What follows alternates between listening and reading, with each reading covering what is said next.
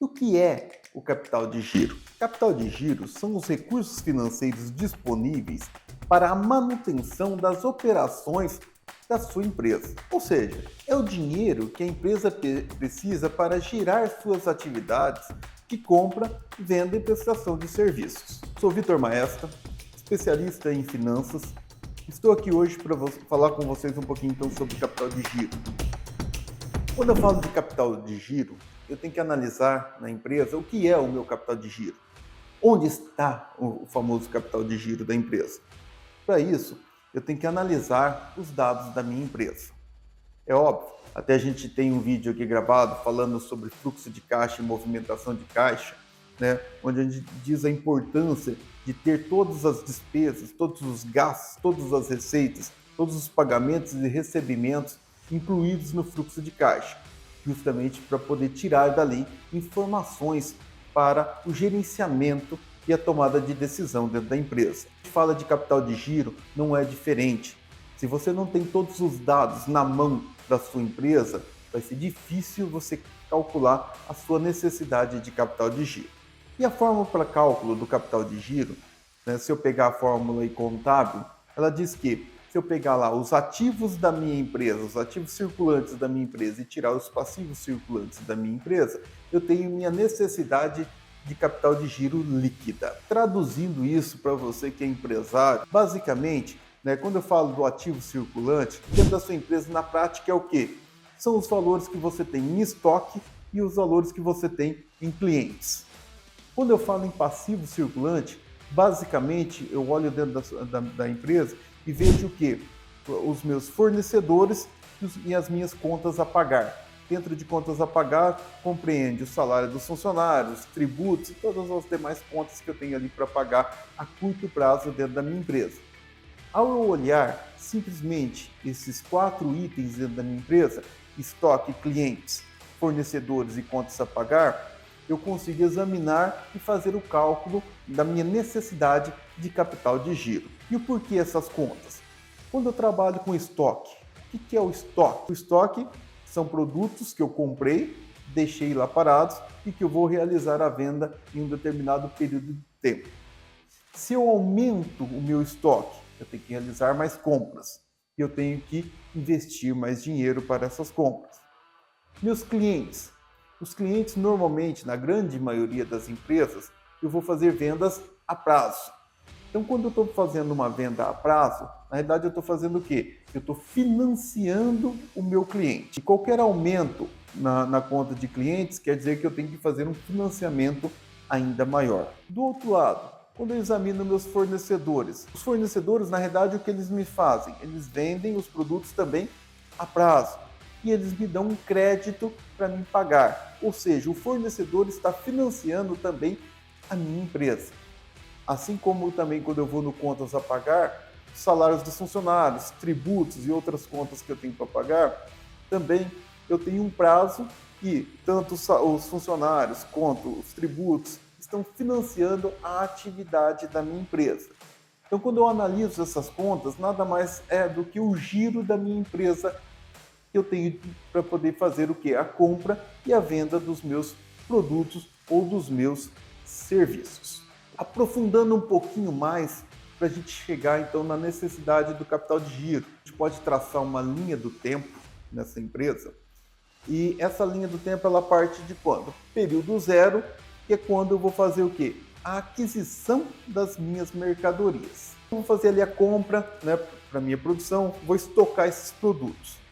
E a primeira coisa que eu tenho que identificar dentro dos meus controles dentro da empresa é justamente o período, o tempo que os meus produtos ficam em estoque desde a compra. Então eu tenho que fazer o quê? Pegar a média desse prazo de estocagem e calcular quantos dias ou quantos meses, em média, os produtos ficam dentro do estoque da minha empresa. A isso nós chamamos de prazo médio de estocagem. Eu estou dando um exemplo para vocês, né, que esse prazo médio de estocagem vai ser de 30 dias. Então, é o tempo que o meu produto fica dentro do estoque até ser vendido. Ah, mas e na minha empresa? Quanto tempo fica? Você tem que fazer a conta do tempo que você comprou até o tempo que você vendeu e fazer uma média, né? Pegar os últimos 6 meses, o último ano e calcular o tempo médio de estocagem dos seus produtos. Além de calcular o tempo de estocagem, o que mais eu tenho que ver? Toda vez que eu compro, meu fornecedor me dá um prazo para mim pagar. Esse prazo, né, normalmente eu também tenho que calcular a média de todos os fornecedores que eu tenho na empresa e de todos os períodos que eles me dão de prazo para poder fazer o pagamento das minhas contas. Então imagine que o seu fornecedor venda para você 30, 60 e 90. Então se eu somar 30 mais 60 dá 90, mais 90, 180 e dividir por 3, eu tenho um prazo médio de 60 dias. E é isso que você vai fazer dentro da sua empresa. Aí os funcionários, os tributos, normalmente a gente considera ali um prazo médio de 30 dias para os funcionários e para os tributos, ok? O correto ainda é você fazer um prazo médio ponderado, levando em consideração os valores e o tempo de cada um dos seus fornecedores e de cada uma das suas contas que você tem a pagar. No nosso exemplo aqui, eu estou colocando que o prazo médio de pagamento é de 45 dias. Então, da data que eu compro até quando eu pago todas as minhas contas, os meus fornecedores, eu levo 45 dias para realizar essa operação. Além disso, o que mais que eu tenho que olhar dentro da minha empresa para poder calcular, né, o meu capital de giro? Tá? Eu tenho que olhar o meu prazo de vendas. Então, eu vendi meu produto. Da data que eu vendi até o período que eu vou receber a venda desses produtos. Da mesma forma, né, todo mundo praticamente hoje faz vendas a prazo. Então tem entrada 30 e 60, 90, entrada 15 e 30, às vezes direto 30, 60 e 90. Eu vou pegar todos esses prazos, também tentar ponderar com os valores das minhas vendas e calcular o quê? O prazo médio de recebimento dos meus clientes. Então, por exemplo, se eu vendo com 30 e 60 dias, né? Então 30 mais 60 tenho 90, dividido por 2 tenho 45 dias de prazo médio. Então você tem que fazer esse cálculo dentro da sua empresa e descobrir qual que é o prazo médio de vendas. Utilizando o nosso exemplo aqui, eu coloquei que o prazo médio de recebimento dos meus clientes é de 30 dias. Tá? Então eu vou demorar da data que eu vendi, em média, até receber dos meus clientes, o período de 30 dias. Quando eu pego, né, desde o período lá que eu comprei mercadorias até o período que eu recebi dos meus clientes, eu chamo isso na minha empresa de ciclo operacional. Por quê? Eu fiz a minha empresa rodar, desde a compra, a venda, a entrega e o recebimento do meu cliente. Então rodou todo o produto ou todo o serviço dentro da minha empresa. Então nós chamamos isso de ciclo operacional. E quando eu pego o meu ciclo operacional, tiro dele o meu prazo médio de pagamentos, eu acho o meu chamado ciclo financeiro. Ou seja, é o período na prática que vai faltar dinheiro na minha empresa, que é o chamado capital de giro. Então, quando eu pego lá prazo médio de estocagem mais meu prazo médio de recebimento, eu tenho meu ciclo operacional. E tiro o meu prazo médio de pagamento, eu vou dizer que eu tenho o quê? Igual a ciclo financeiro. E o ciclo financeiro é minha necessidade de capital de giro. Colocando isso em números ali no exemplo, meu prazo médio é 30 dias, meu prazo médio de recebimento 30 dias, dá 60. Meu prazo médio de pagamento 45, 60 menos 45, então eu tenho o meu ciclo financeiro de 15 dias. Então eu tenho que ter dinheiro na minha empresa para suprir 15 dias de movimentação financeira. Qual que é esse valor em reais? Aqui eu sei que eu tenho um ciclo financeiro de 15 dias. Como que eu chego no valor em reais para saber quanto que eu tenho que ter armazenado como capital de giro? Continuando no nosso exemplo, então eu coloquei que ciclo financeiro em dias vai ser igual ao capital de giro em dinheiro. Para mim achar isso, vamos supor que os custos e despesas fixas da minha empresa por um período, no caso vou pegar um mês, seja 70 mil reais. E eu vou somar mais os custos e despesas variáveis do mês também dessa empresa, né? que são R$ 100.000. Totalizando, então, os gastos mensais da minha empresa em R$ 170.000. Então, tudo que eu gastei para movimentar minha empresa durante o período de um mês, 30 dias, é 170 mil. Pego os meus 170 mil e divido pelo número de dias do mês, ou seja, 30. Eu vou chegar que, em média, o gasto da minha empresa por dia é de R$ 5.666,67.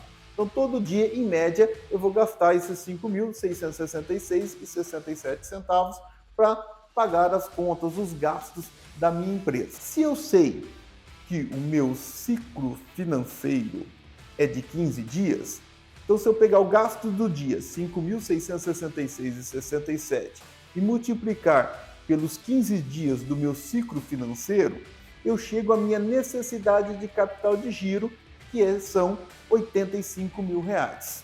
Então eu teria que ter lá uma poupancinha, um dinheiro guardado para girar a minha empresa em torno de R$ 85.000 ali para fazer toda a movimentação dela, além das movimentações normais de compra e venda, para suprir esse período do ciclo financeiro da minha necessidade de capital de giro.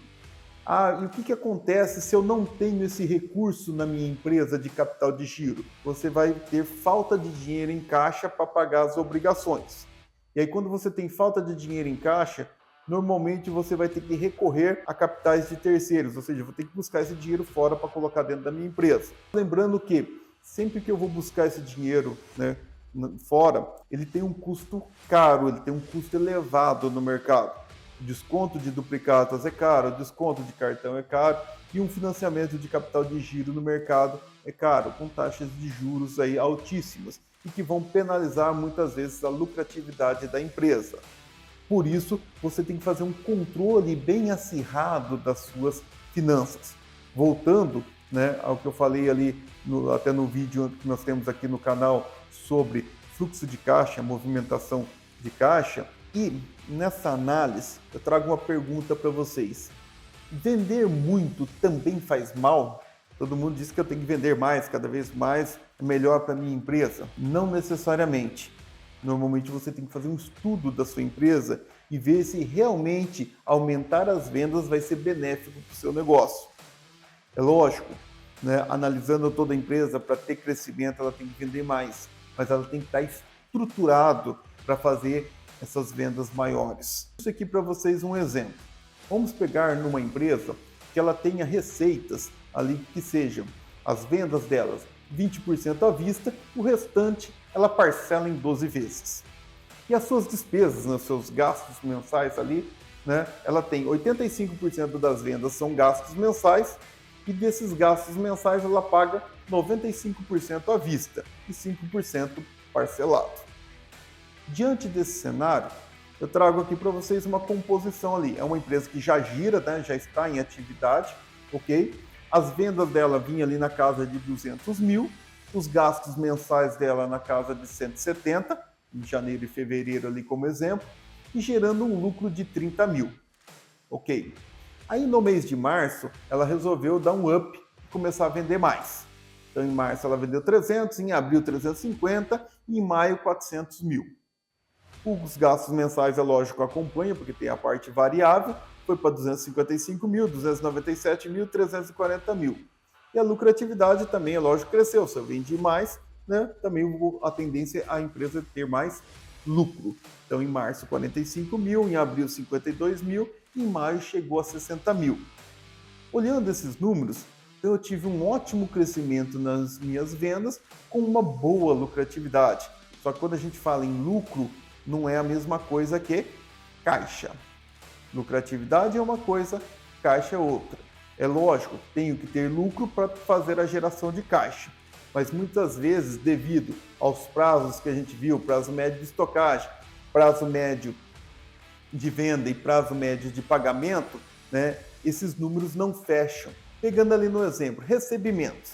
A empresa vinha bonitinho, recebia ali dos 200 mil, vamos pôr lá que tem 6% de inadimplência, recebia 194, pagava ali 161.500 dos 95% ali à vista de gastos do mês, sobrava no caixa 32.500.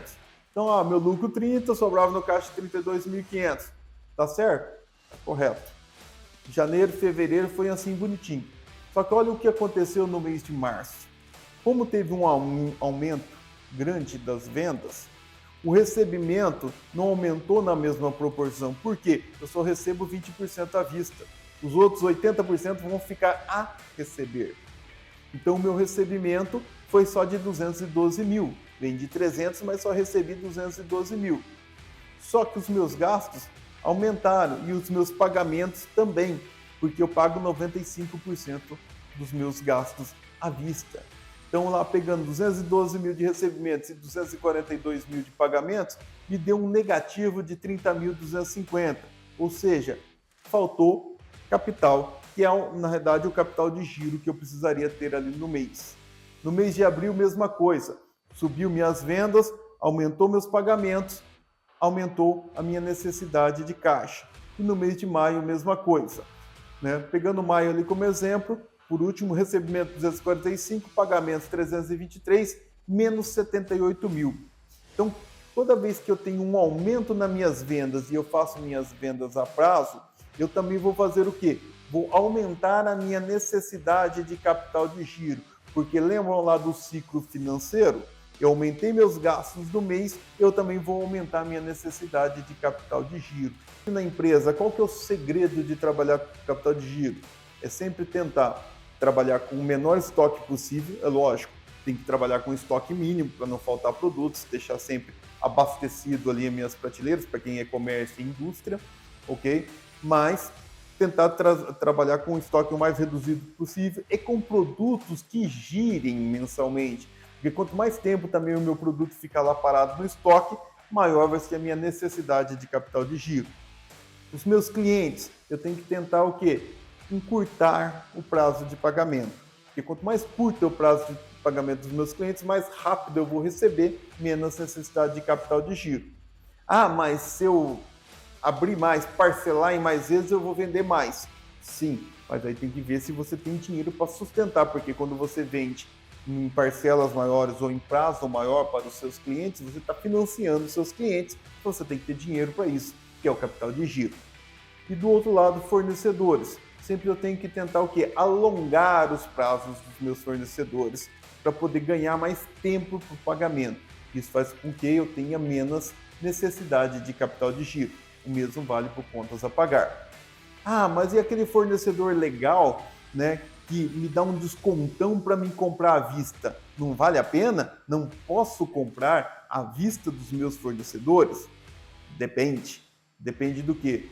Se eu tenho dinheiro no meu caixa, se o meu capital de giro está positivo, sobrou dinheiro, está lá investido em uma aplicação financeira e, por exemplo, o fornecedor me deu um grande desconto e esse desconto é maior do que a remuneração da minha aplicação financeira, vale a pena eu pegar o dinheiro e comprar os produtos ali do meu fornecedor com o desconto, desde que esses produtos tenham um giro dentro do meu estoque também, porque não pode ser um produto que vai ficar lá parado. Agora, não tenho dinheiro, estou sem capital de giro, não tenho aplicação e o financeira para poder com dinheiro guardado, e o meu fornecedor me dá um grande desconto, tá? Muitas vezes não vale a pena, porque eu vou ter que pegar dinheiro emprestado, né, fazer um financiamento, trocar, descontar uma duplicata, descontar um cheque, descontar um cartão de crédito para poder pagar o meu fornecedor. E às vezes o juro que eu estou pagando na tomada do empréstimo, tá, vai ser maior do que o desconto que o fornecedor está me dando. Então não vale a pena nesse caso, ok? Então, pessoal, sempre examine bem as finanças da sua empresa. O capital de giro é importantíssimo para você tocar o seu negócio e para que a sua empresa não quebre. Ok, pessoal?